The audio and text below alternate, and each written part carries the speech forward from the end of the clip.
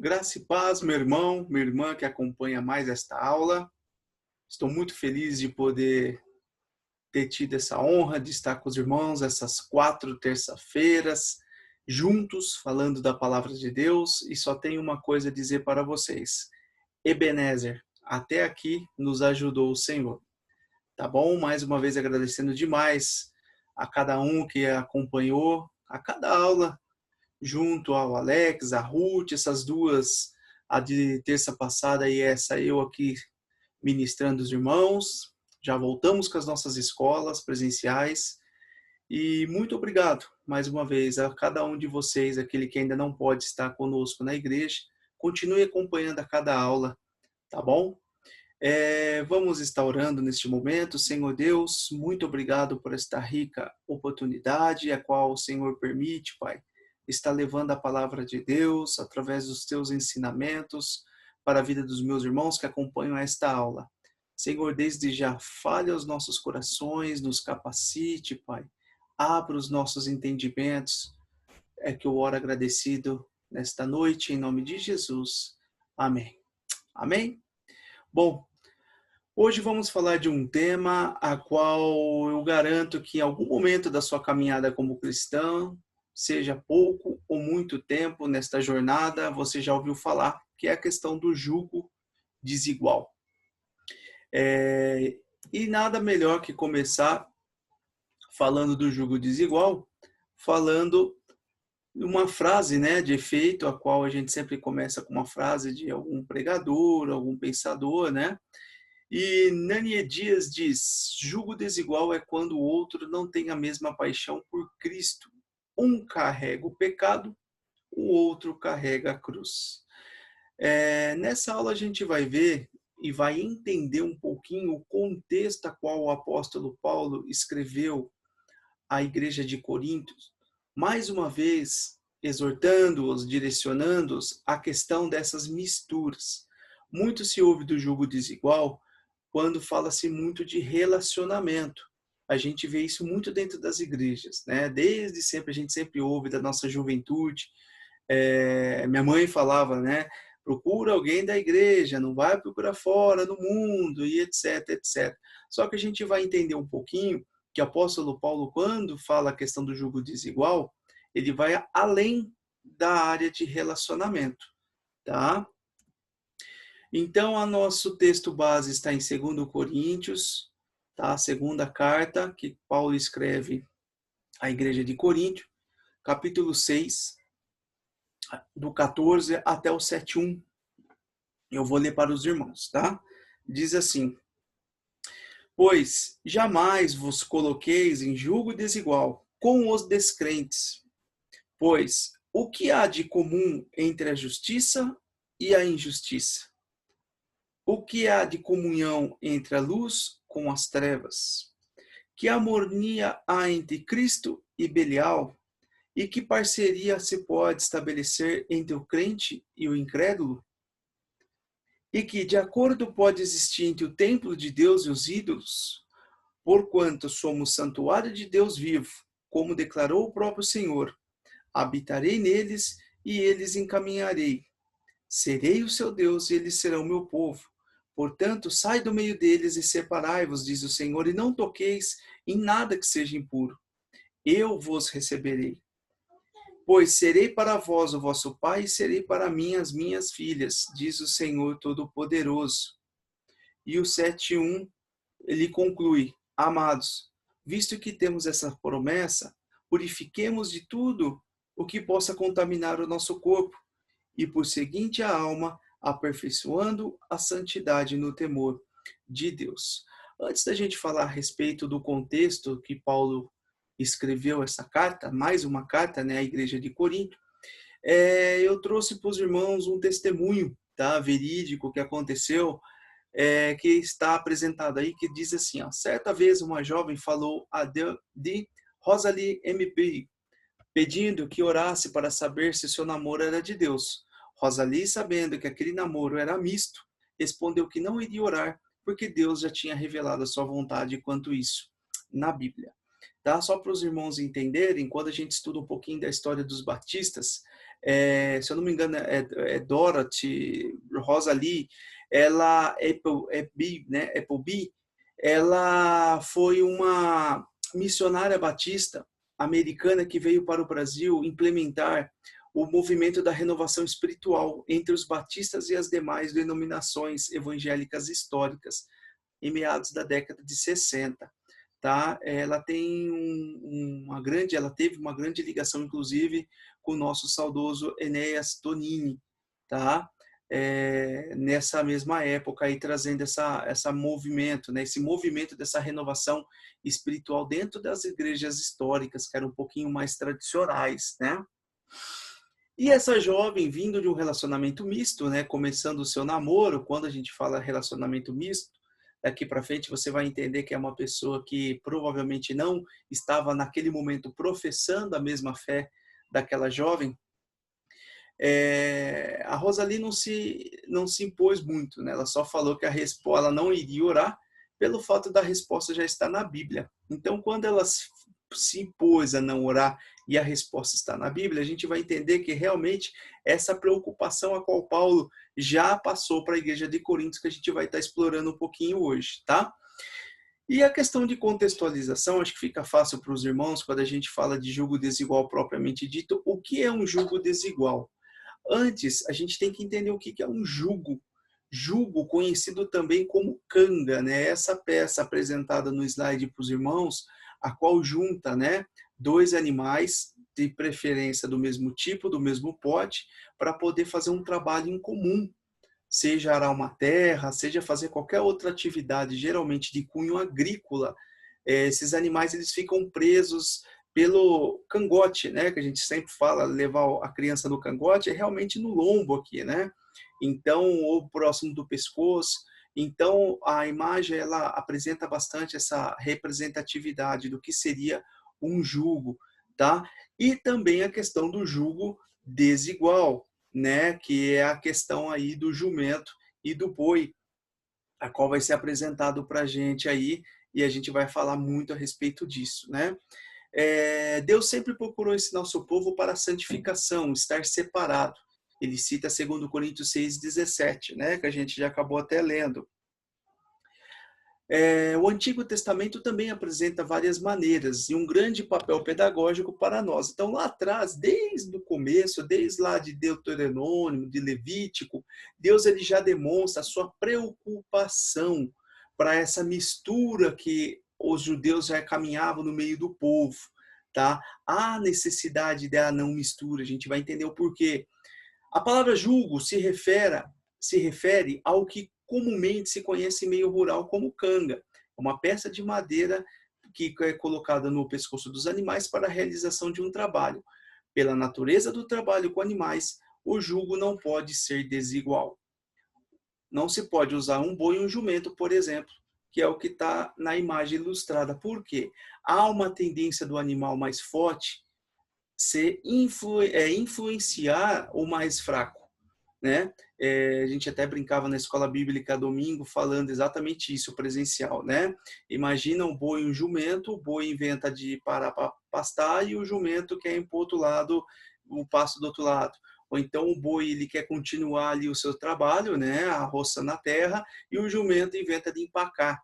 Então, assim, parece uma coisa simples, mas esse jugo desigual que fica claro nessa imagem, realmente a tarefa a qual é apresentada pode até ser executada, mas não vai ser com a excelência como Deus espera, tá?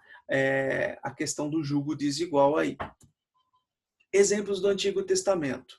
Deus, ele sempre nos deu muita regra, muita determinação na questão da não mistura, tá? Mas antes só da gente entrar realmente do que Deus ele fala para a gente no Antigo Testamento, é bom a gente entender o contexto, como eu disse agora há pouco.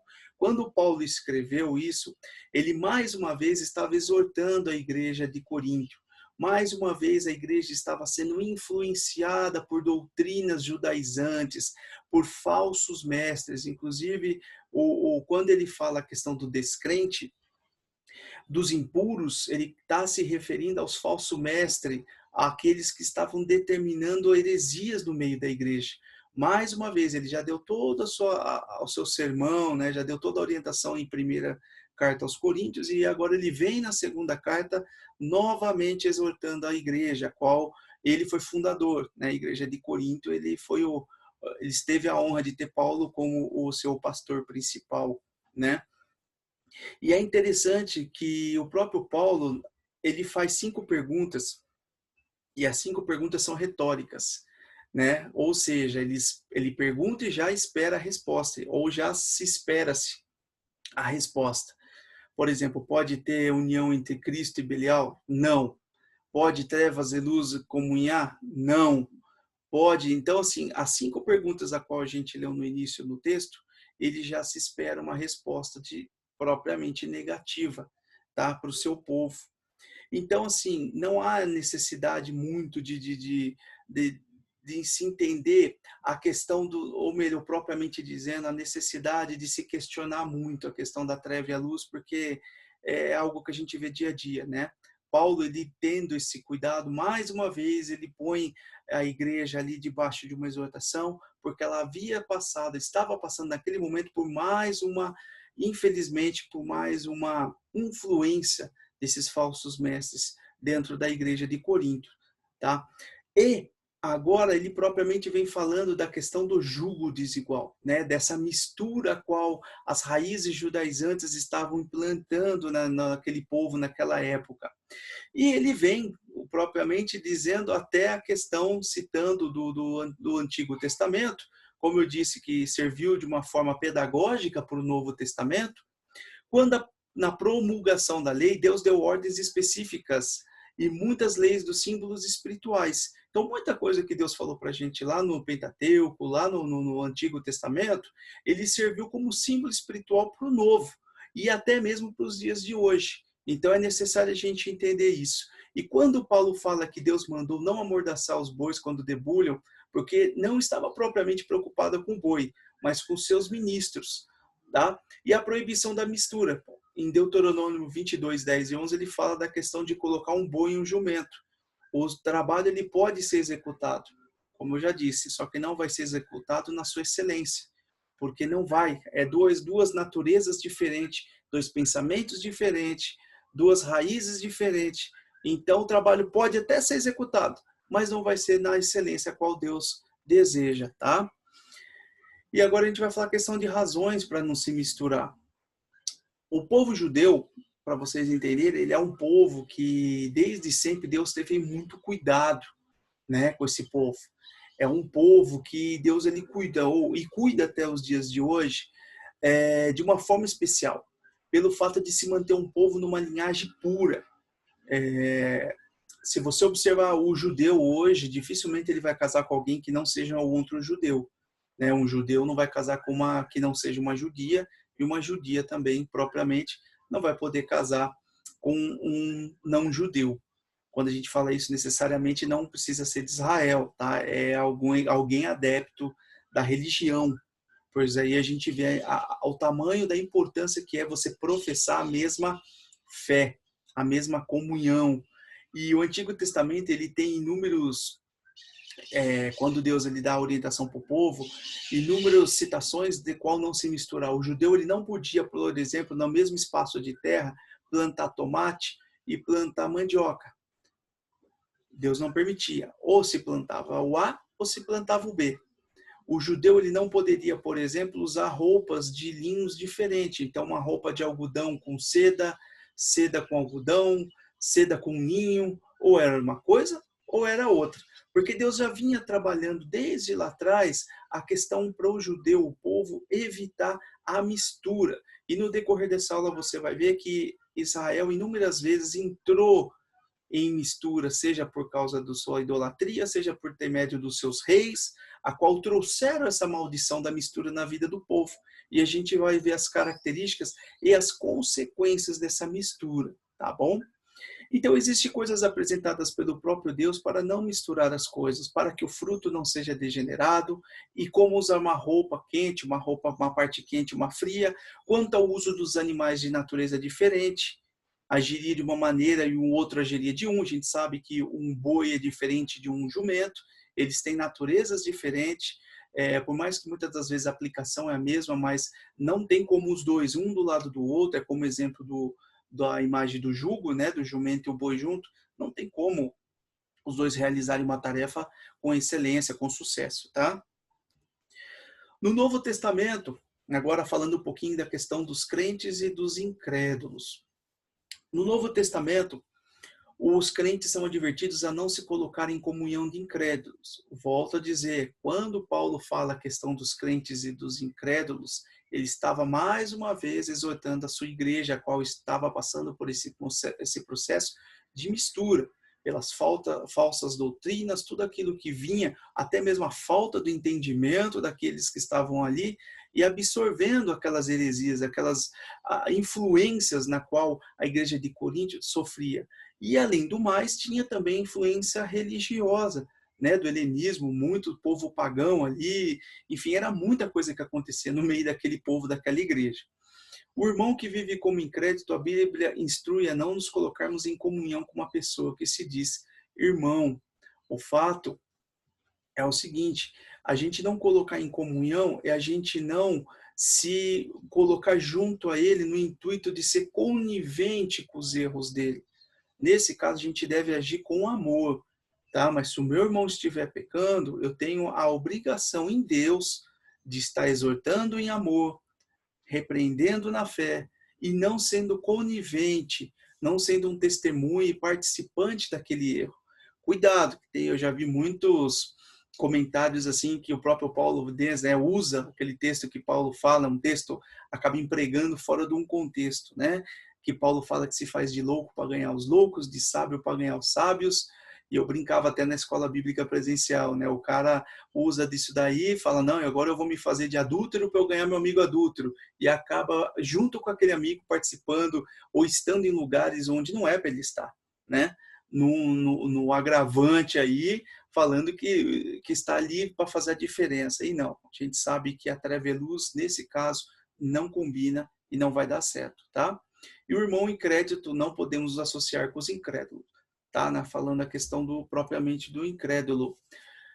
E dentro os crentes e os incrédulos, vale ressaltar que a gente não se pode haver sociedade. Então aqui entra na questão das perguntas que eu falei para os irmãos, lembra? Da questão a resposta é sempre não, de não haver justiça e a iniquidade, a sociedade. Quando a gente fala da sociedade, aqui o crente, né, ele representa a justiça e a injustiça fica por conta aí do iníquo, né, do incrédulo. Não tem como você, representando a justiça de Deus na terra, a comunhão, ter essa sociedade, ter essa ideia em comum acordo com o iníquo. Em algum momento vai ter divergência de opiniões. E é nessa divergência que a gente vai ver realmente o peso desse jugo desigual. Não se pode haver comunhão entre a luz e as trevas. O crente é a luz e o incrédulo as trevas. A gente sabe que as nossas atitudes, como sendo luz, representatividade, representante de Cristo, aquela representatividade da cristandade, da divindade dele em nossa vida, dificilmente vai se adequar ao ritmo de vida daquele incrédulo, daquele que não conhece a verdade ainda. Tá? Não há harmonia entre Cristo e o maligno. A harmonia, ela também vem da palavra sinfonia. Não pode haver essa regência, essa união, né? Usando até propriamente as palavras do Augustus Nicodemos, ele fala em uma das suas pregações, a qual cita essa passagem, ele fala que dificilmente a gente vai ver Jesus numa orquestra tocando saxofone e do lado do diabo tocando clarinete. Não tem isso, né? Não vai existir, não tem esse acordo. E não há ligação entre o santuário de Deus e os ídolos. Santuário de Deus, nós somos habitação do Espírito Santo. E os ídolos são os incrédulos, aqueles que ainda idolatram as velhas atitudes, aqueles que permanecem ainda no erro. Então a gente vê ainda aqui, fica mais claro a gente entender a questão dos crentes e dos incrédulos, que dificilmente vai ter uma união perfeita. Ou basicamente vai ser impossível haver uma união perfeita quando a gente começa a analisar esses pontos que Paulo nos adverte, tá? E como eu disse no início, nem sempre o jugo desigual, ele é sempre pro casamento, Só que agora a gente vai ver os problemas do julgo desigual no casamento e em outras áreas também, tá? Chamamos de casamento misto a união de um crente e de um incrédulo. Está citado aí a questão do 2 Coríntios 6, o 14 e o 15.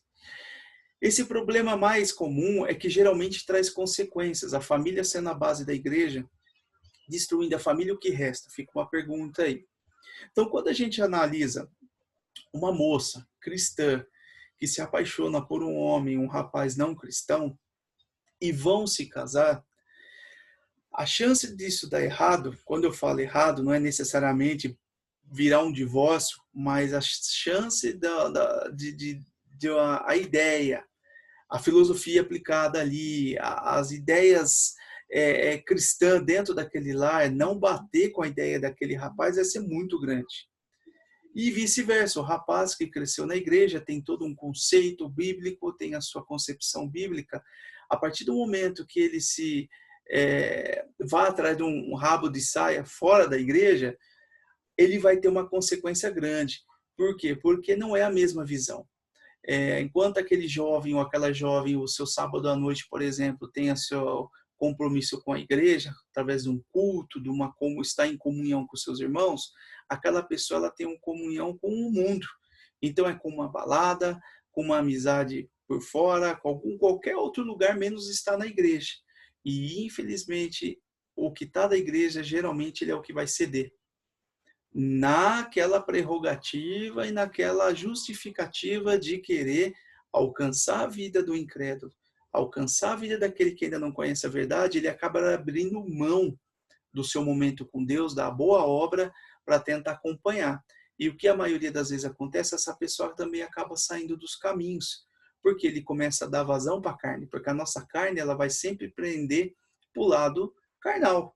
E o nosso espírito é uma guerra entre a carne e o espírito. Né? A gente já viu isso em aulas passadas, falando da obra da carne e o fruto do espírito. E geralmente traz as consequências. Então, aquela família que tem um filho, uma criança, como que vai ser a educação dessa criança? Né? Ele cresce vendo o pai dentro da igreja e a mãe fora, muitas das vezes bebendo, fumando, em uma vida, né, promíscua. Ou vice-versa, o pai também, né? A mãe na igreja, levando ele para a igreja, aquela criança, participando da boa obra, chega em casa o pai também numa vida totalmente contrária aos preceitos que ele tem aprendido. Consequentemente, às vezes para evitar uma confusão, a esposa abre mão da igreja ou o marido e acaba os dois ficando em casa e quando vê os dois estão nesse mundão, né? E a criança, obviamente, vai sair, se afastar dos caminhos do Senhor. Mais uma vez fica a pergunta para a gente refletir. A família sendo a base, destruindo o que resta, né? Vai sobrar a igreja, uma família destruída? E a Bíblia, na sua infinita sabedoria deixada, né, Deus aí nos revelando, tem alguns exemplos na Bíblia, a qual essa união entre a questão do crente e do não crente trouxe consequências para o povo, inclusive. Tá? Aí cita-se o caso do casamento de Acabe com Jezabel, que levou idolatria para Israel. Vocês conhecem a história, a Jezabel não era do povo, né? Não era uma judia, ela era de uma outra crença, e ela trouxe, a partir do momento que Acabe fez essa união, né, casou com ela trouxe a idolatria da religião a qual ela pertencia para dentro do povo. O casamento de Salomão com suas mulheres estrangeiras também o fez desviar do caminho do Senhor. A gente cita a 1 Reis 11:2, a qual fala das muitas mulheres, as muitas alianças que Salomão fez. Se eu ainda brinquei na aula, né, presencial, ainda se fosse das suas inúmeras mulheres, né, que a Bíblia cita, se fosse todas judias, talvez não teria tanto problema, mas a gente sabe que essa união com os outros povos, que povos a qual Israel, até Davi, guerreava contra, lutava contra, Deus mandava exterminar até as crianças, por incrível que pareça, para não sobrar nada. O que aconteceu com Salomão? Ele foi fazendo alianças com essas mulheres desses povos, né? Até com a filha do faraó, até com o Egito, Salomão, ele fez essa aliança através do casamento. E a gente viu o que aconteceu, né? Ao final da vida de Salomão aí, ele vê que ele se afastou dos caminhos e as consequências que trouxe também para o povo de Israel, essa mistura de várias religiões, de vários povos lá dentro. E também nos negócios, né? Quando a gente fala do jugo desigual, tem alguns crentes que até acreditam que não é legal, não é lícito fazer um casamento misto. Só que não tem problemas em fazer uma sociedade com um incrédulo, com o objetivo de ganhar dinheiro. E aqui, sabiamente, tem a frase do dinheiro por si só já traz muitos problemas. O fato é, quando eu, cristão, tenho o meu conceito, o meu preceito bíblico, eu entendo que a própria Bíblia fala, o próprio Cristo, dai a César o que é a César e a Deus o que é de Deus, e a gente, com esse sabendo, entendendo que a gente, como um bom cristão, tem que dar o exemplo e tem-se a oportunidade e faz essa sociedade nos negócios com pessoas que não têm a mesma fé, a chance da pessoa fazer o erro, né, cometer o erro, vamos pegar aqui de uma sonegação de imposto ou de qualquer outra coisa que a gente vê no âmbito corporativo acontecer de errado, e você se vê naquela sentimento de, poxa, e agora? Né? Vai ficar aquele sentimento entre a fé e a razão. Consequências, meus amados, de um fruto de um julgo desigual, né? Que se a gente fazer alianças com aqueles que professam a mesma fé, é diferente. Que o que é errado para nós vai ser errado para eles. Agora, quando a gente faz essa aliança com alguém que não está na mesma visão, não professa a mesma fé, o que é errado para eles é certo para nós. E o que é certo para nós é errado para eles, porque tem essa discordância. Então a gente tem que tomar muito cuidado, tá? Assim, quando no dentro das nossas empresas, não precisa necessariamente você ser um patrão, né? Ou ser sócio de alguma empresa, mas na posição de empregado mesmo. Quantas vezes, né? O nosso patrão incrédulo nos obriga a fazer coisas que vai contra a nossa fé. Então, mas aí, a gente vai escolher para trabalhar, só vai trabalhar para crente, etc. Não. Mas há necessidade, sim, da nossa fé, aquilo que a gente acredita, falar mais alto, no caso de se a gente tem essa oportunidade de escolha, que escolhamos a fé, aquele que professa a mesma fé, aquele que vai estar conosco para crescer junto. Porque aí já falo, o dinheiro por si só já traz muitos problemas. Mesmo na sociedade entre dois crentes em Deus, a gente sabe que se tiver algum desvio de conduta por algum dos lados, vai ter problema. Imagina se você é crente em Deus e o seu sócio não é crente em Deus. É complicado. E também a Bíblia não mostra para a gente também um exemplo do Josafá, né? O rei Josafá, um rei bom, né? Um dos poucos reis bons que apareceu aí, que a Bíblia nos relata, que fez aliança com Acabe e fazer uma guerra contra os sírios, né? Qual que é a consequência disso daí? Dessa aliança, né? Dessa sociedade errada? Israel foi derrotado, Acabe acabou morto e Josafá teve que fugir, apavorado, conforme relatado em 1 Reis 22, tá? Que fica para os irmãos depois acompanharem aí. E caminhando já para o fim, Jesus é exclusivista. Meus irmãos, tem muitas religiões que permitem que os adeptos se envolvam com outras doutrinas. Cristo não. Ou a gente serve a ele, ou não serve. A gente até brincou na escola bíblica presencial na questão daquele crente que está dentro da igreja e ainda tem a necessidade de ver um horóscopo, por exemplo, de fazer a sua fezinha na loteria, né? Na desculpa de vai que eu ganhe 10% vai para a igreja, né? O dízimo, né? De 1 milhão, 2 milhões, 10 milhões. Deus não vai permitir, meu amado.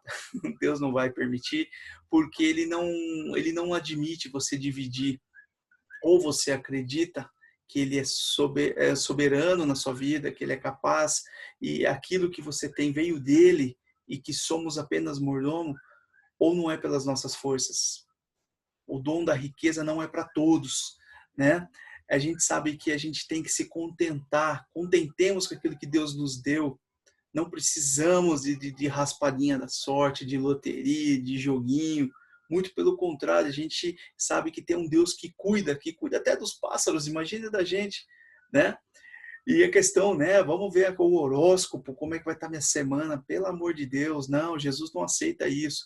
acredite somente nele, entregue a vida nele, ele vai te revelar.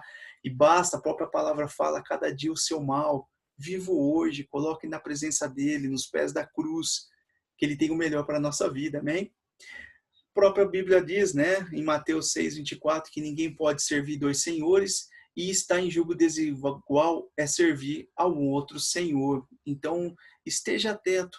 Às vezes você não tem uma sociedade com um ímpio, às vezes você casou com alguém que professa a mesma fé, mas Jesus não está sendo exclusivo na sua vida.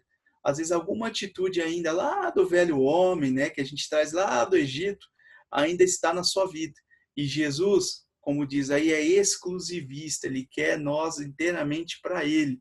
Ou confiamos e acreditamos e servimos a ele, ou não. A própria Bíblia diz que o morno Deus vomita, tá bom? E para a gente concluir, em cima de tudo isso, a gente entendeu a questão da qual Paulo ele aplica para a igreja de Corinto, que estava mais uma vez, né, volta a dizer, debaixo de um jugo de crenças, raízes judaizantes, aquela influência daquele momento, voltando a estar debaixo daquela jugo desigual, e a gente vem discorrendo, entendendo o que é o jugo desigual, as suas consequências, né? E na conclusão fica claro, evidente na Bíblia que Deus nos diz para separar. Nos santifiquemos não quer dizer que temos que sair desse mundo. Tem gente que fala, né? Ai, não vejo a hora de sair desse mundo, Jesus voltar. Não. A oportunidade que você tem hoje é de ser a luz do mundo, né?